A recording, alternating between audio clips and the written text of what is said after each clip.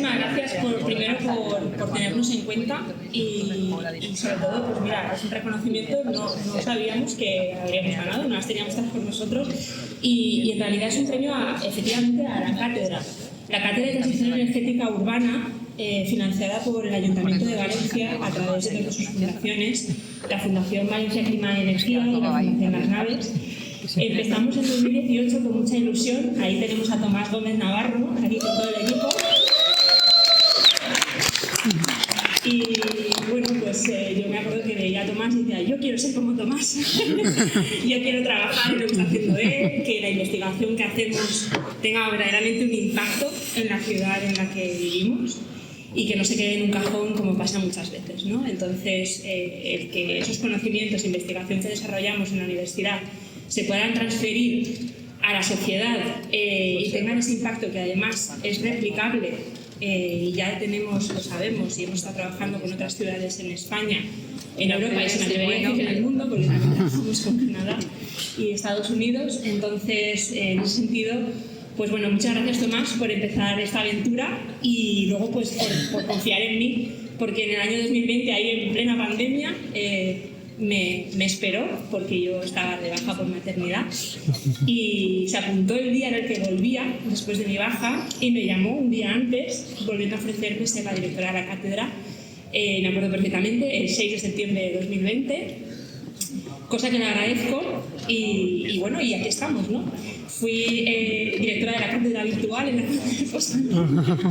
y bueno, pues después de 5 años maravillosos en los que hemos colaborado y trabajado con muchísimos investigadores del Instituto de Ingeniería Energética, que los tenemos aquí, gente joven, brillante.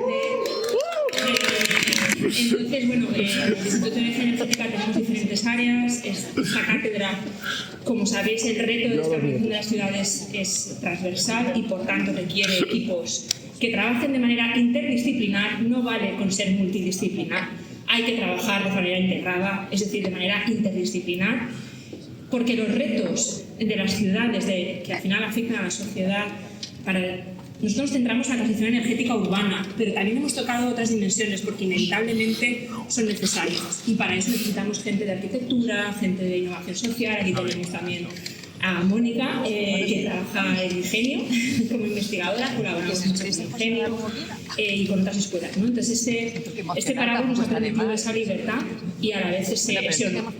Y por tanto, gracias a ese continuo diálogo con los servicios técnicos del ayuntamiento, con quienes nos reunimos, ¿verdad, Álvaro, que está por aquí? Trabaja conmigo todas las semanas, los miércoles tenemos reunión, y con los técnicos de la ciudad cada 15 días. Para intentar estar alineados con la estrategia urbana. Es gente maravillosa, muchos de ellos han sido alumnos míos del grado de Ingeniería de la Energía, del Máster de Universidad de Tecnología Energética para el Desarrollo Sostenible. Es un gozo y una satisfacción, un privilegio poder trabajar con antiguos alumnos míos que ahora son mis interlocutores y a los que a veces incluso reporto lo que hacemos. Entonces, en ese sentido, pues creo que cerramos el círculo y es muy bonito y satisfactorio para mí. Así que nada, este premio pues es un premio al reconocimiento de estos años de trabajo intenso, poco agradecido a veces, puesto en duda a otras, pero que al final creo que es muy bonito porque ha dado lugar a un grupo de investigación verdaderamente unido bajo una misma misión, que es la descarbonización de las ciudades para tener ese impacto social, ¿no? Incluyendo la perspectiva de la ciudadanía. Entonces, bueno, pues esto va por vosotros.